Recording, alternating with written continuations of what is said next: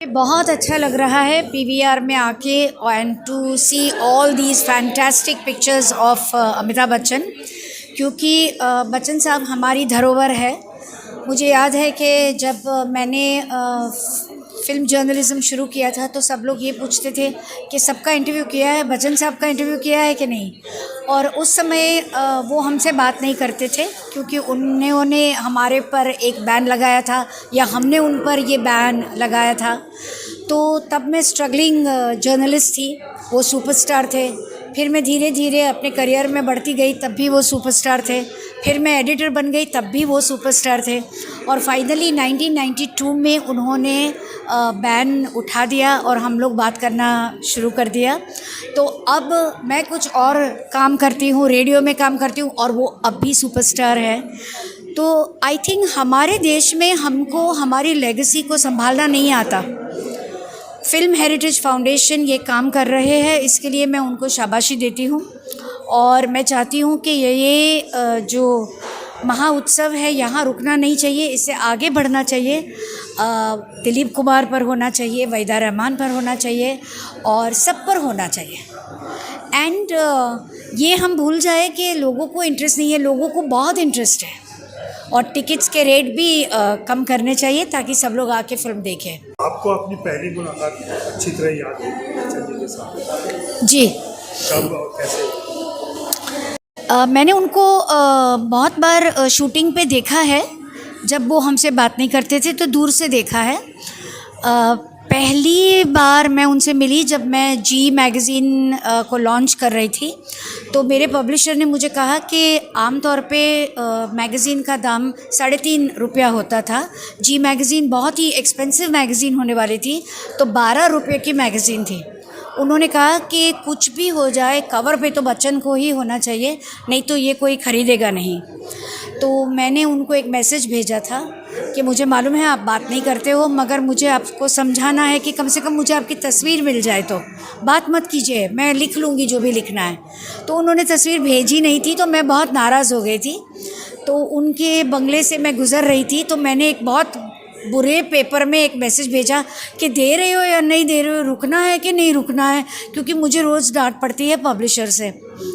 मैं ऑफ़िस पहुंची होंगी और 1 घंटे में उन्होंने 2-3 तस्वीरें अपनी भेजी और मुझे बहुत अच्छा लगा। तो बाद में जब मैगज़ीन आ गई तो मैंने उनको मैगज़ीन भेजी और शुक्रिया अदा किया। लेकिन बातचीत कब हुई पहली बार? तो जब उन्होंने बातचीत करने का सोचा तो मुझे I am the first journalist he had contacted and मैं उनको मिली थी और लंबा समय हमने उनके मेकअप रूम में लंच ब्रेक के टाइम पे बिताया।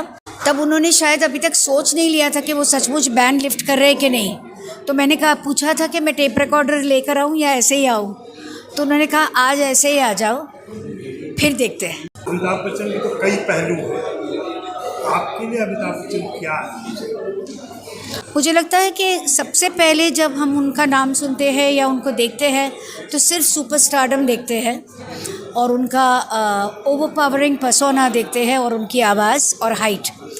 मगर अब क्योंकि मैं उनसे 3 दशक से जुड़ी हुई हूँ, 3 किताबें की हैं और कई बार मिली हूँ, बातें की है, मुझे लगता है कि एक्टर तो बढ़िया है ही, मगर वो बहुत ही थॉटफुल इंसान है। ही इज़ वेरी सेंसिटिव और हर चीज़ को वो ऑब्ज़र्व करते हैं और ऐसे लगता है कि कुछ नहीं देख रहे, कुछ नहीं समझ रहे, सब समझते हैं। जो हम केबीसी प्रोग्राम में देखते हैं, हर पार्टिसिपेंट के साथ वो 2 मिनट में उनको समझ लेते हैं और उनकी कठिनाइयों को दूर करते हैं। तो आई थिंक आमतौर पे क्या होता है कि if you are a very big super successful star, you are not a great family man, but he has always had time for his family, for all the occasions, for his children, grand children. तो ये बात मुझे अच्छी लगती है।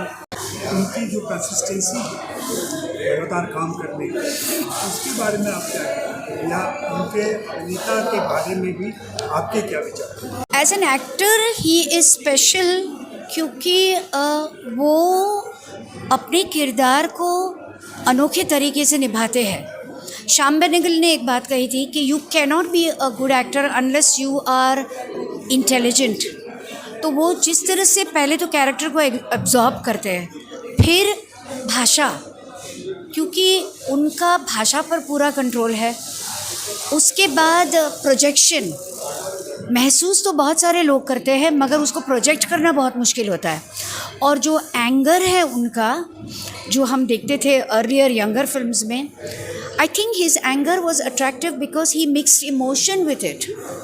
It was not just anger. और वो उनकी परवरिश ऐसी है कि वो झमेले में पड़ेंगे ही नहीं। जहाँ दूसरे जुमले में ऐसे लगेगा कि यहाँ प्रॉब्लम आ सकती है तो वो टर्न ले लेते हैं। और दूसरी बात, 3 किताबों के दौरान जो मैंने सीखी बिसाइड्स डिसिप्लिन, कि वो अपने काम से मतलब रखते हैं। तो जब भी मैं उनको अपनी किताब के बारे में भी कहती थी तो वो कहते थे कि आपका आइडिया है, आप करिए अपने तरीके से। और वो बिल्कुल इंटरफेयर नहीं करते हैं। बस एक बार मिलती हूँ और उसके बाद जब किताब हो जाती है तो मैं किताब देती हूँ, वो किताब को देखते हैं, मुझे देखते हैं, किताब को देखते हैं, मुझे देखते हैं, हो गया, रख देते हैं। तो अभी तो 3 किताबें आपने लिख ली, अभी कुछ और लिखना बाकी है उनके बारे में? अभी सोचा नहीं है, मगर एक किताब जो मैं खुद अपने खाली सिर्फ मेरे ऑब्जर्वेशंस के बारे में लिखना चाहूँगी शायद। इस वक्त तो मैं बहुत थकी हुई हूँ, मगर जब भी मेरे में स्फूर्ति आएगी तो देखेंगे। शुक्रिया भावना जी, बात करने के लिए। आपसे बात करना हमें अच्छा लगता है, क्योंकि आप अजय ब्रह्मभट्ट बहुत अच्छे सवाल करते हो और हम लोग सब को साथी है, लंबे सफ़र में साथ दिया है एक दूसरे का और आगे भी देंगे।